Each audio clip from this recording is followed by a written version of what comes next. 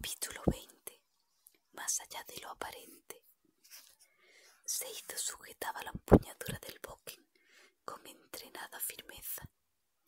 La nieve crujía bajo su peso, bien asentado sobre las piernas separadas, y el kimono zarandeado por el viento revoloteaba alrededor de su cuerpo. Bajo la gruesa tela, una gota de sudor corría nítidamente cada vértebra de su espina dorsal. Sus sentidos estaban abiertos, su conciencia expandida mientras escrutaba los ojos de Kenzaburo Arima. Esperaba algún indicio del inminente ataque, una imperceptible dilatación de las pupilas o la respiración contenida antes de armar el brazo. Quizás un músculo del cuello que delator se tensionara antes del ataque, pero nada de aquello se producía en Kenzaburo, que permanecía cincelado en piedra, insondable, imprevisible. Si Seizo no se hubiera hallado en la misma situación 100 veces antes, habría jurado que la mente de su maestro se había evadido por completo, que había volado a algún lugar lejano, dejando su cuerpo atrás. Quizás así, pero sabía que en cuanto diera un paso, la respuesta sería inmediata. En el transcurso del tiempo, el joven había ganado seguridad hasta convertirse en un guerrero notable con el bokken, aunque su punto fuerte, con mucha diferencia, continuaba siendo la defensa. Por pura necesidad, había desarrollado una técnica con escasas fisuras, apoyada en una concentración férrea y una afilada intuición que le permitía anticipar los ataques y decidir si debía esquivarlos o armar un bloqueo. Pero al principio no fue así. Durante meses, Kenzaburo le sorprendía una y otra vez en los duelos, aplastándole sin piedad. Cada ataque atravesaba su guardia como un vendaval aparta la hojarasca, pese a lo cual nunca cayó lesionado de gravedad. Aquello solo demostraba que su maestro sabía dónde golpear. El dolor, no obstante, se convirtió en un compañero inseparable para Seizo. Le arrancaba lágrimas durante las largas noches y le señalaba con cruel precisión, a través de las contusiones y hematomas, cada uno de los errores del día anterior. Evitar ese dolor se convirtió en una poderosa motivación que aguzó los instintos más allá de lo que creía posible. Poco a poco aprendió a eludir el temible filo de madera de Kenzaburo que se cernía sobre él, alcanzándole incluso en sus pesadillas. También aprendió a que sus muñecas fluyeran cuando conducía la espada en el ataque y se transformaran en roca cuando lo bloqueaban. Aprendió a esquivar buscando la espada del atacante, a anticipar las fintas y los engaños, y a bloquear los golpes desviándolos siempre hacia afuera, pues el bokken, al contrario que la katana, carecía de guarda en la empuñadura, de modo que un impacto mal repelido acababa por deslizarse sobre la hoja hasta estrellarse contra los dedos del defensor en un estallido de dolor. Todo eso y más aprendió Seizo con el transcurso de los meses, interiorizando cada una de las enseñanzas del samurái. Pero cuando el alumno comenzaba a contrarrestar la mayoría de los ataques del maestro, cuando por fin era capaz de desviar un golpe tras otro durante largo tiempo, Kenzaburo simplemente dejó de atacar, cambió su actitud, y eso le bastó para desequilibrar por completo el estilo de lucha de su discípulo. Hasta entonces, el viejo guerrero había sido un rival agresivo que le avasallaba con un constante martilleo, pero ahora se había tornado un oponente hierático e imperturbable. Se limitaba a guardar sus tentativas para desviarlas con facilidad y contraatacar cuando su guardia estaba desarmada. Para su frustración, Seizo descubrió que cuando su adversario no llevaba la iniciativa, él resultaba ser un atacante lento y previsible. Todavía regresado al punto de partida, volvía a ser un espadachín advenedizo a merced de su experimentado oponente. Pero el muchacho se conjuró para que esta vez no fuera así. Llevaban una eternidad el uno frente al otro, con sus guardias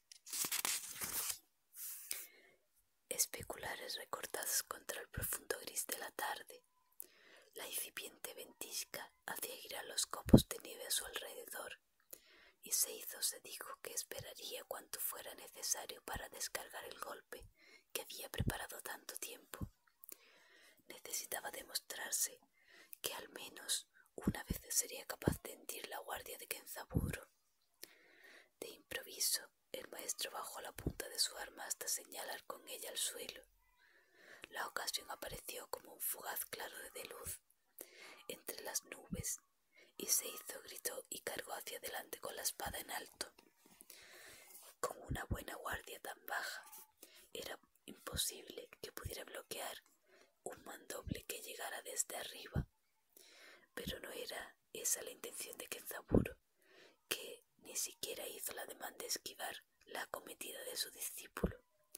Se limitó a levantar su boca a media altura con un movimiento mesurado, casi lánguido, y el estómago de Seizo se estrelló contra la punta del arma, quedando irremisiblemente sin aliento. La espada enhiesta perdió toda la ferocidad y se escapó de los dedos, cayendo a su espalda sobre la nieve. Lentamente el muchacho se dobló e hincó la rodilla frente a su oponente, mientras la vista se fundía en un rojo palpitante. Tan viejo y lento, ¿me crees que te atreves a atacarme con una carga frontal? No, sensei, logró articular el dolorido Seizo, más herido incluso en su amor propio. El camino de la espada, al igual que el de la guerra, se fundamenta en engañar a tu oponente. El viento reciaba y arrastraba las palabras de Kenzaburo. Nunca te arriesgues con un ataque frontal, a no ser que estés absolutamente convencido de tu superioridad sobre el adversario. Seizo sintió desde el suelo, luchando por recuperar el resuello y mantener el conocimiento.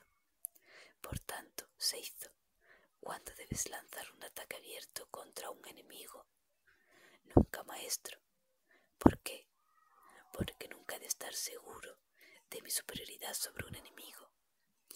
Kenzaburo sonrió ante la respuesta. Aún hay esperanza para ti. Por lo menos eres más rápido de mente que de piernas. Pero las bestias también aprenden cuando las golpean con un palo. Aguardo el día en que seas capaz de aprender antes de recibir un golpe. El muchacho comenzó a incorporarse y recogió su boquen de la nieve, pero los samuráis se retiraban en dirección a la casa. Ya está bien por hoy. Prepara la cena, Seizo. Mañana viajaremos temprano. Aquella noticia, deslizada como si careciera de importancia, privó a Seizo de su aliento recién recuperado.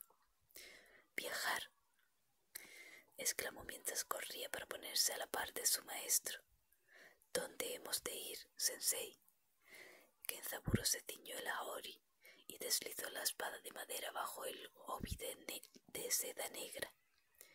Se tomó su tiempo antes de contestar. «Iremos a un monasterio lejos de la montaña, al este de la cordillera». «¿Por qué ir tan lejos para rezar? Podemos hacerlo en el templo que está al pie de la montaña, como hicimos al llegar». «No vamos a rezar, Seizo. En el monasterio al que iremos no hay imágenes de Marishiten», zanjó Kenzaburo con media sonrisa, haciendo gala de un extraño sentido del humor que el muchacho no supo interpretar. El sol ya estaba alto cuando Kenzaburo y Seizo llegaron a las puertas del templo.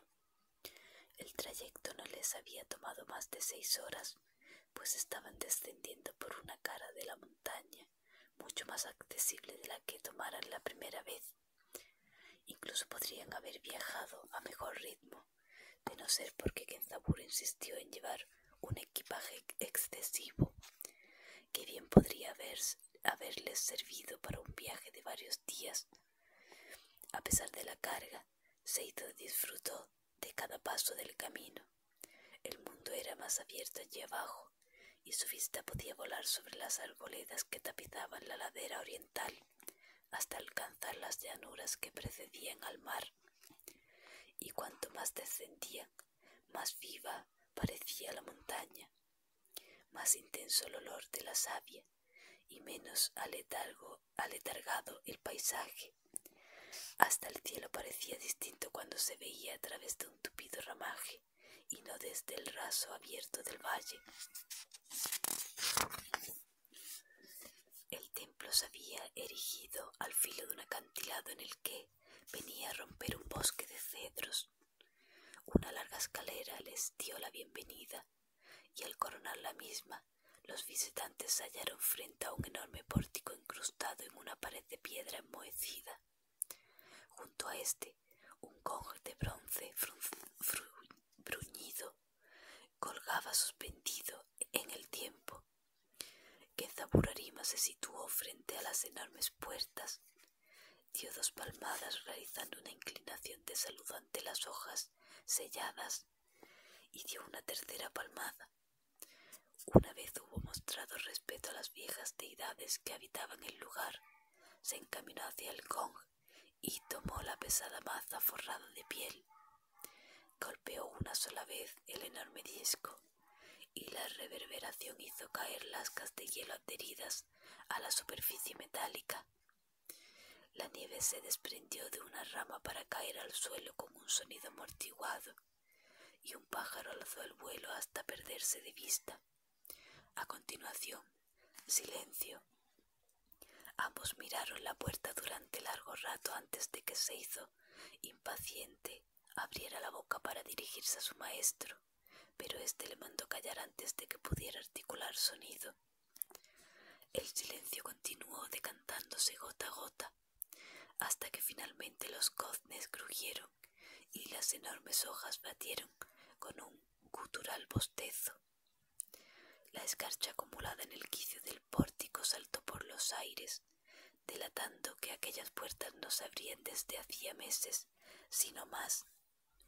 Al otro lado, un bonzo ataviado con un grueso manto color blanco y ocre se afanaba en tirar de la pesada hoja. De edad indeterminada, le saludó con una muda inclinación de cabeza. Más silencio, pensó Seizo.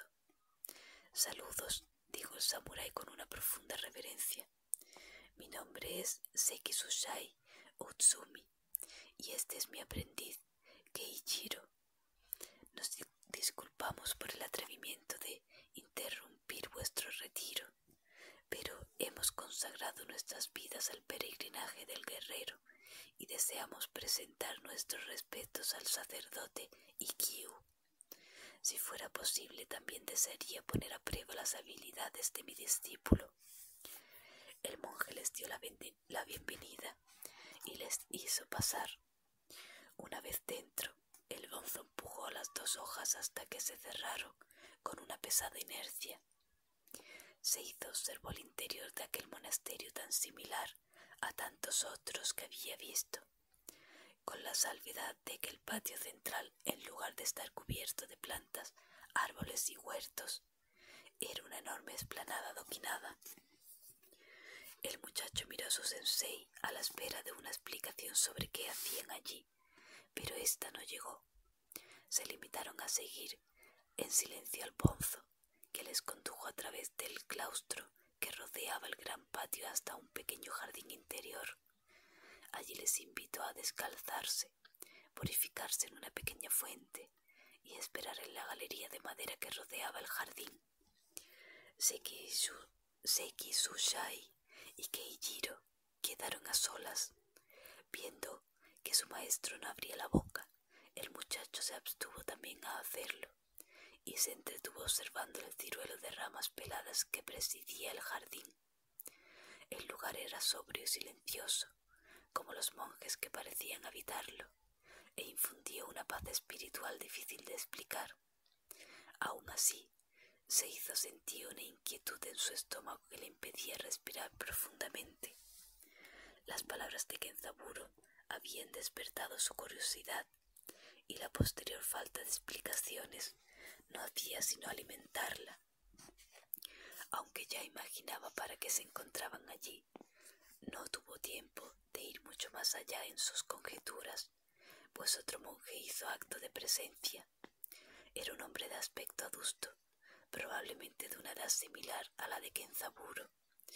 Una cuerda trenzada, teñida en negro, tocaba su frente.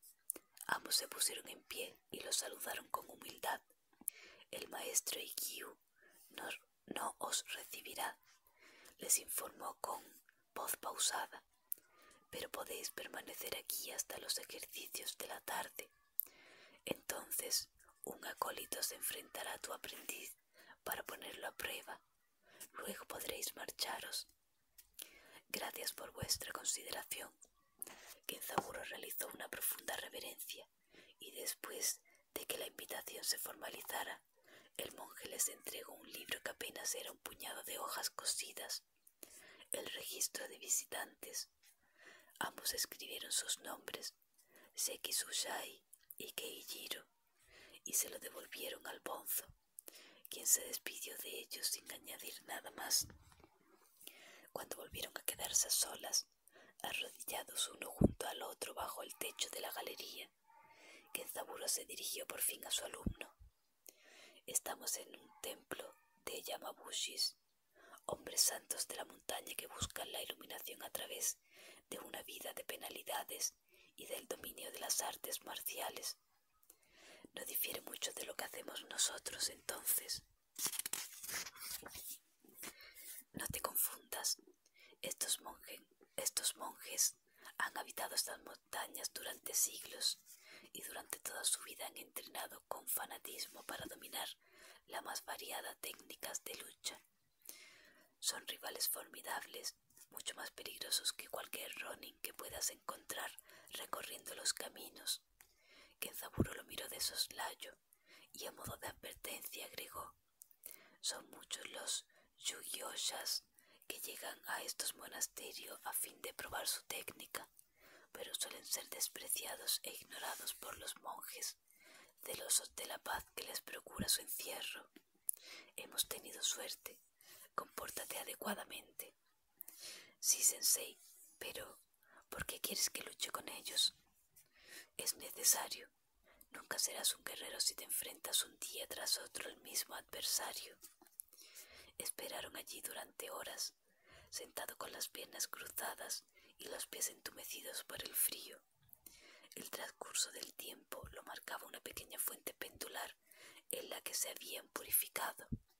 Tenía un caño de bambú que se llenaba gota a gota del agua de la nieve, canalizada desde el tejado. Cuando el caño rebosaba, basculaba y desaguaba en un pilón de piedra para reiniciar su monótono ciclo. Seizo no supo decir cuántas veces hubo girado la fuente cuando por fin un monje vino a buscarlos. No hicieron falta palabras. Al verle, ambos se levantaron, se calzaron y recogieron sus abultados equipajes. Le siguieron hasta el gran patio central, donde tuvieron el raro privilegio de poder observar a todos los monjes del templo dispuestos para el entrenamiento. Había allí más de 30 hombres ataviados con los mismos ropajes de color ocres. Calzaban botas de paja atadas a las piernas con cuerdas y se habían desprendido de todo abrigo que entorpeciera sus movimientos. Los vieron entrenar durante largo tiempo, mientras ejecutaban largas series de movimientos conjuntos, cerrados con un grito colectivo que se perdía en las montañas. Luego, divididos por edades y habilidad, combatieron entre sí hasta la extenuación. Cuando el sol comenzó a declinar, Seizo ya tenía claro que, tal como le habían advertido Kenzaburo, eran adversarios temibles con un dominio extraordinario del palo largo, la lanza y la naginata. Tras concluir con ejercicios, los monjes se congregaron en el patio central y hablaron entre sí mientras lanzaban miradas de reojo a sus invitados. Los más jóvenes se atrevían incluso a reír entre dientes. El monje que antes les había atendido y que había comandado el entrenamiento se dirigió a Kenzaburō para indicarle que trajera a su discípulo. Seizo, harto de esperar durante casi todo el día, se puso en pie como un resorte, pero su maestro le exigió moderación con la mirada. Abrió el latillo que había mantenido junto a él y extrajo su bokken de entrenamiento. El familiar contacto con la empuñadura de madera, así como la posibilidad de conocer por fin cuál era su auténtica habilidad, despertaron en el muchacho una suerte de entusiasmo que, bien sabía su maestro, habría desaprobado. Solo el necio se muestra feliz ante la perspectiva de la batalla, le había dicho muchas veces. Cerró los ojos para intentar alcanzar un estado de ánimo óptimo para el combate. Cuando los abrió, miró a Kenzaburō y preguntó: «Maestro, ¿algún consejo antes de mi primer duelo?» «Está todo dicho». Seizo sonrió, pues sabía que era cierto, y se encaminó hacia el centro del patio. Allí le aguardaba su adversario, un joven bonzo, un par de años mayor que él, a punto de ser un hombre. El muchacho lo desafiaba con la mirada mientras apoyaba en el suelo su pesado bo de roble. Su actitud era un reflejo de la hostilidad que Seizo percibía en el ambiente. Sin apartar los ojos de su adversario, se colocó frente a él y le saludó con una parca inclinación, pues desconocía cuál era el saludo acostumbrado entre los monjes guerreros. Por toda respuesta, el Yamabushi hizo girar el bastón sobre su cabeza y alrededor de su cuerpo hasta finalizar un despliegue con una extravagante guardia, sujetando el palo tras de sí mientras levantaba la palma de la mano al frente. Las maniobras intimidatorias no inquietaban a Seizo. Es más, había entrenado con Bo durante largas horas y a su juicio aquella guardia era inapropiada. Pero lo desconocía todo sobre las técnicas de lucha que allí se practicaban, así que optó por lo más sensato: esperar y dejar que su adversario tomara la iniciativa. Adoptó una guardia media, sobria y sin aspavientos, consciente de que la longitud del arma de su rival era una seria desventaja mientras mantuviera la distancia. Su única oportunidad pasaba por desarbolar la defensa de su adversario e invadir el espacio donde el extremo del bastón no pudiera alcanzarle. Entonces el duelo estaría decidido. Su rival demostró conocer igualmente los principios del combate entre palo y espada, ya que, en cuanto Seizo dio un paso lateral, el extremo del bastón trazó un amplio círculo horizontal buscando su cabeza. El joven samurái se inclinó hacia atrás justo a tiempo, y la madera de roble batió el aire frente a su rostro. Antes de que pudiera preparar una respuesta, el monje avanzó trazando un segundo círculo con el palo, lo que le obligó a saltar hacia atrás y alejarse aún más, desactivando cualquier posible contraataque.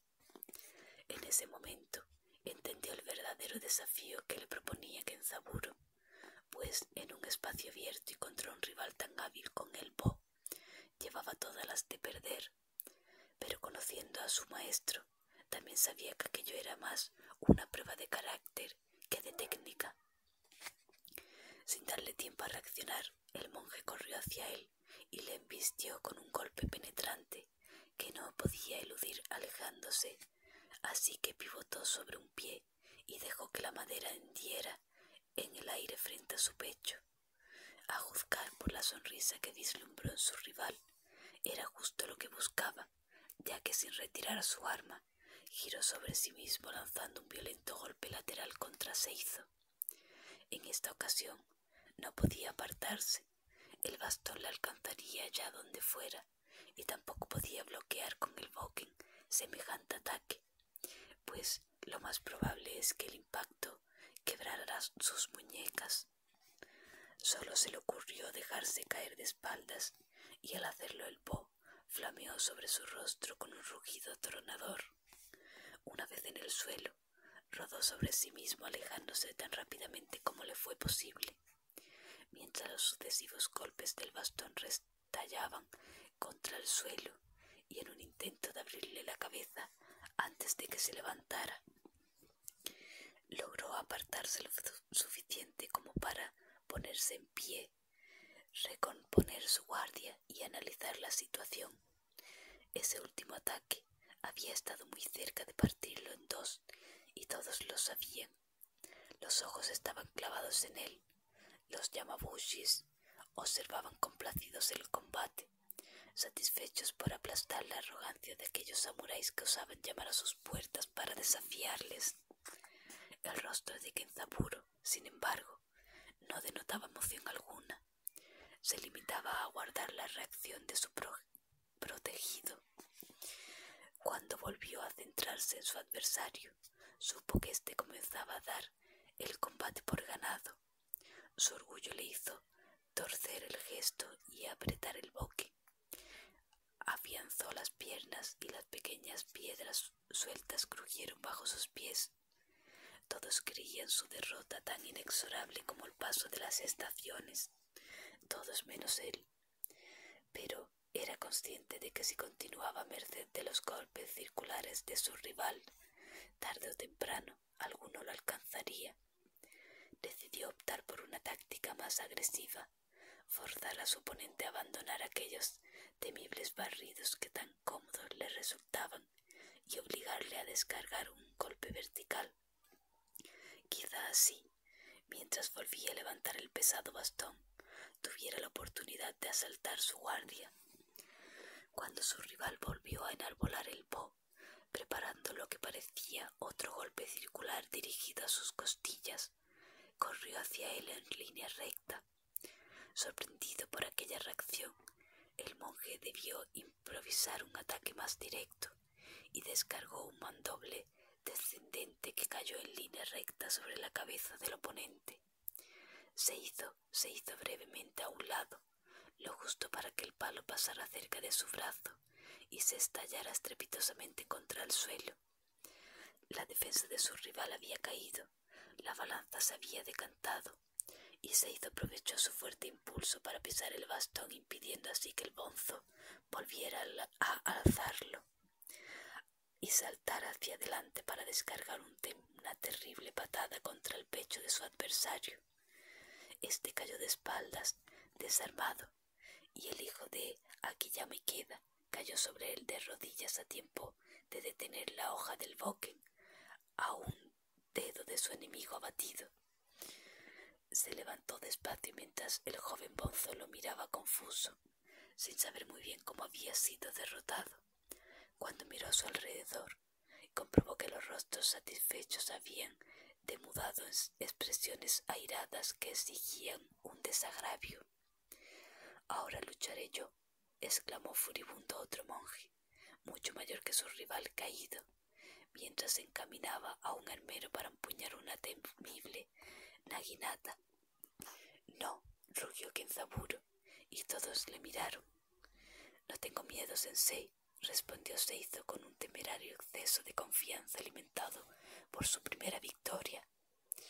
«No permitiré esto», volvió a exclamar el samurái, pero no se dirigía a él, sino al Yamabushi de rostro adusto que la había recibido aquella mañana.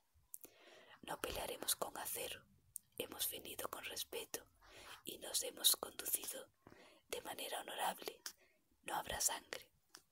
El bonzo miró de hito en hito a Kenzaburo Arima, quizás sopesando si aquellos hombres debían vivir o morir. Finalmente buscó a alguien entre las penumbras del claustro.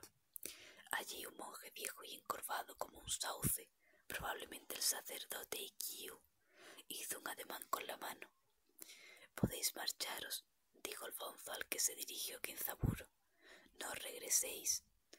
El samurái recogió el morral e indicó a su discípulo que le siguiera.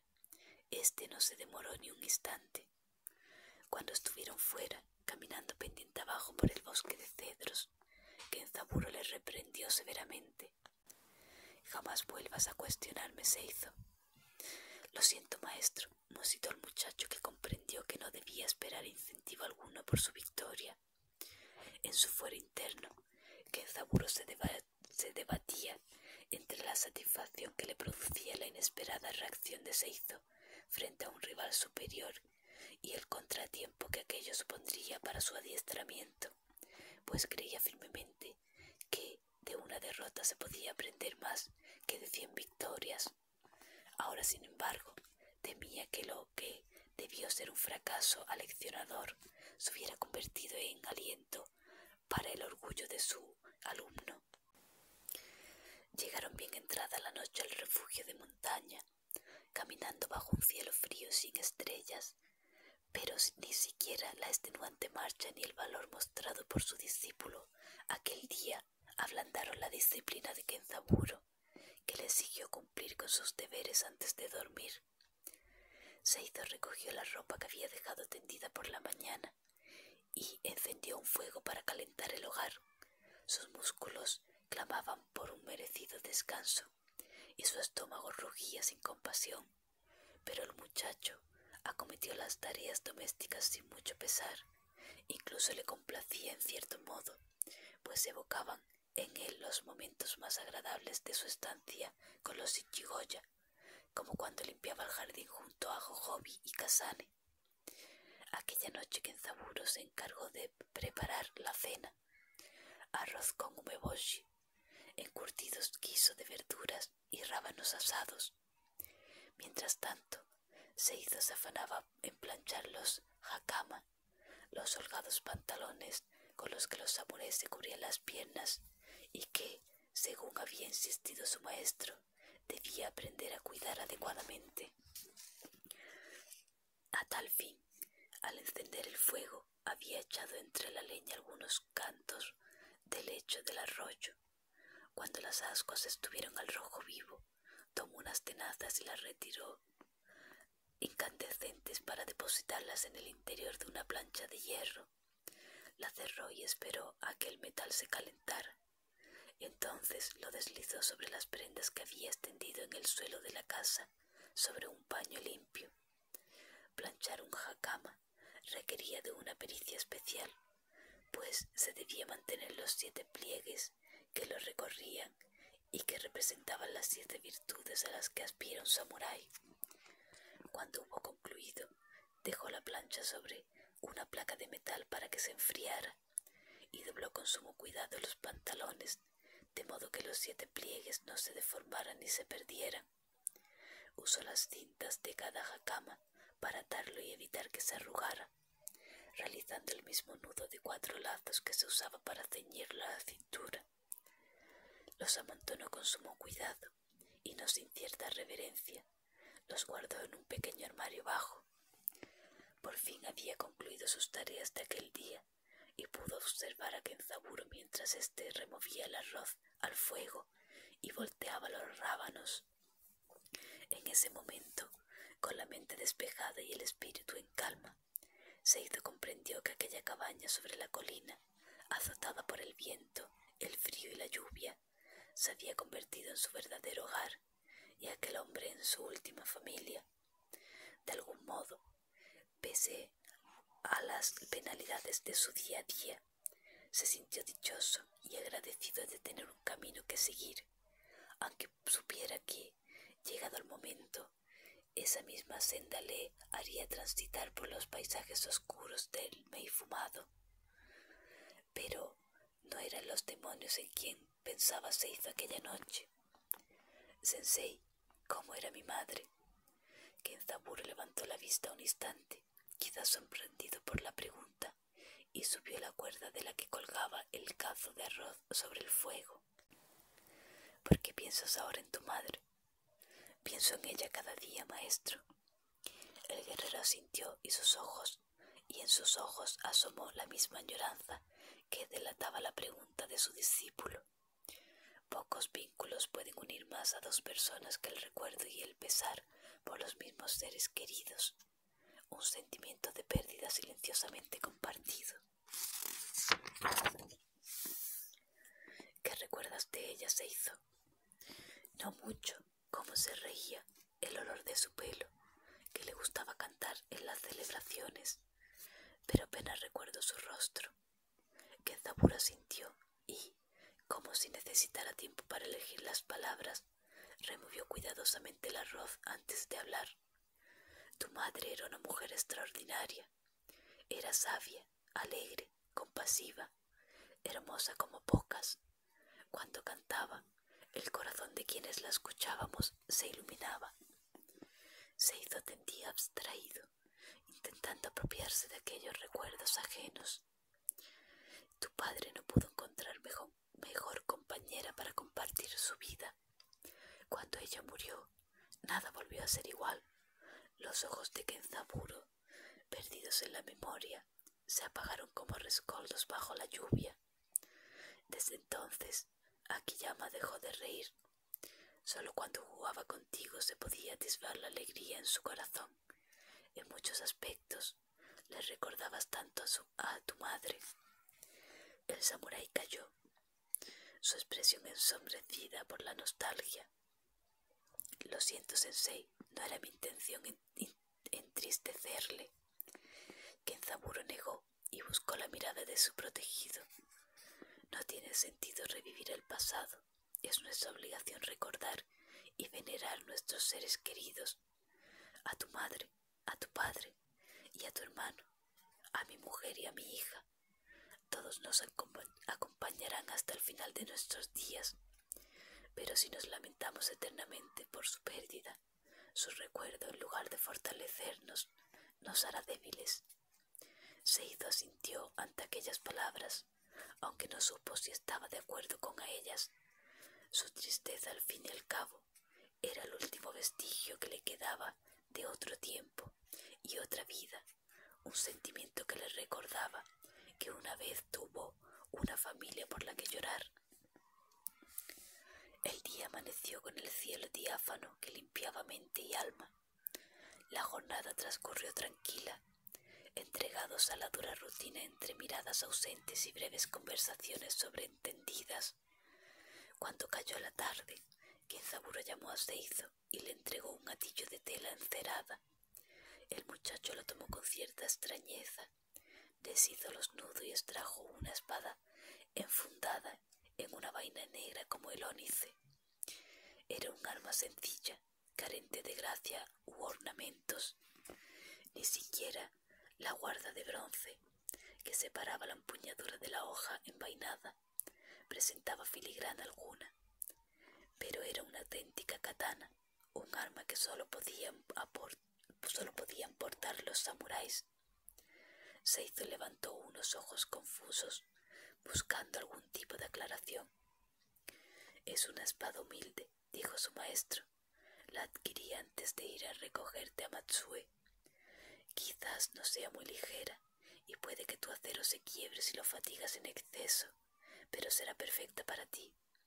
La limpiarás y la afilarás a diario y entrenarás con ella hasta que te acostumbres a su peso y a su equilibrio. Ya solo usarás el bokken en los combates de entrenamiento. Sí, sensei. Aprovecha las sombras para practicar. Y sin extenderse en más explicaciones, Kenzaburo lo dejó en la cima de la colina, a solas con la puesta de sol. El muchacho volvió a mirar el arma entre sus manos. Siempre había creído que el momento de empuñar su propia espada estaría envuelto de más ceremonia, de un cierto misticismo.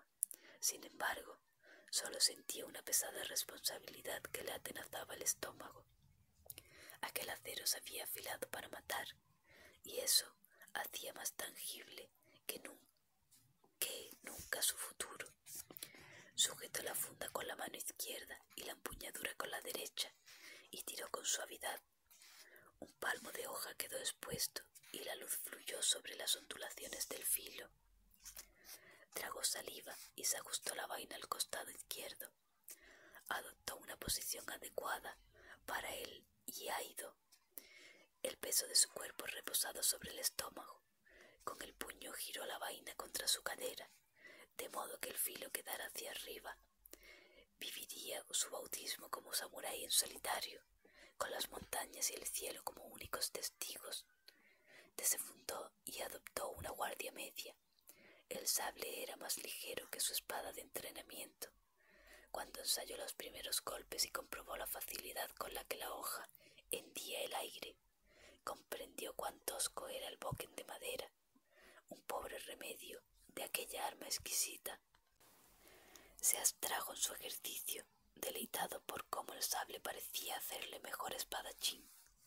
Sus fintas eran más rápidas, los cambios de guardia más sencillos, sus ataques más precisos y fluidos, fáciles de controlar y encadenar. Era como si de repente todo cobrara sentido. Sin embargo, algo rompió su estado de concentración y lo obligó a regresar al mundo. Desde lo alto de la colina pudo observar a un hombre que había penetrado en el valle nevado y lo atravesaba con pasos trémulos, a punto de desmoronarse. La inquebrantable rutina de ese lugar había creado en Seizo la ensoñación de que se encontraban a orillas del tiempo y del mundo, como si nada pudiera alcanzarlos allí. Por ello observó aquella intromisión como el que contempla una aparición fantasmal. Enfundó la espada y ahuecó la mano para protegerse de los últimos rayos de sol. Se trataba de un anciano de piernas débiles, encorvado por el peso de la leña que cargaba a la espalda. Un leñador perdido, pensó Seizo, o quizás uno que conoce este valle y ha decidido buscar refugio al venírsele la noche encima. Comenzó a descender por la colina, al encuentro de aquel extraño cuando vio que éste caía de rodillas y se esforzaba por volver a levantarse. «Anciano», gritó Seizo, «anciano, se encuentra bien». Pero el viejo no lo escuchó y retomó su penoso caminar hasta caer de nuevo junto al arroyo. Pese a la gelidez del agua, comenzó a beber ávidamente. Cuando Seizo llegó a él, el hombre había dejado ya la leña a un lado y hundía las manos una y otra vez en el frío riachuelo. Era muy mayor, de pelo blanco y facciones surcadas por profundas arrugas negras. Por la manera en que temblaba, debía estar a punto de perder el conocimiento de puro frío. El muchacho se arrodilló y le puso una mano sobre la espalda. «Buen hombre, ¿cómo ha llegado aquí? Se ha perdido en la montaña». El anciano levantó la cabeza y lo miró con ojos confusos, carentes de comprensión. Entonces algo destelló en la penumbra del ocaso y Seizo se vio rodando por el suelo. Su cabeza golpeó la orilla mientras el viejo se colocaba a horcajadas encima de él e hincaba las rodillas sobre sus brazos, inmovilizándolo por completo. Empuñaba un cuchillo largo como una noche de invierno. Apoyó el frío acero contra su garganta y le habló con aliento cálido al oído. «Estás muerto, Seizo Ikeda.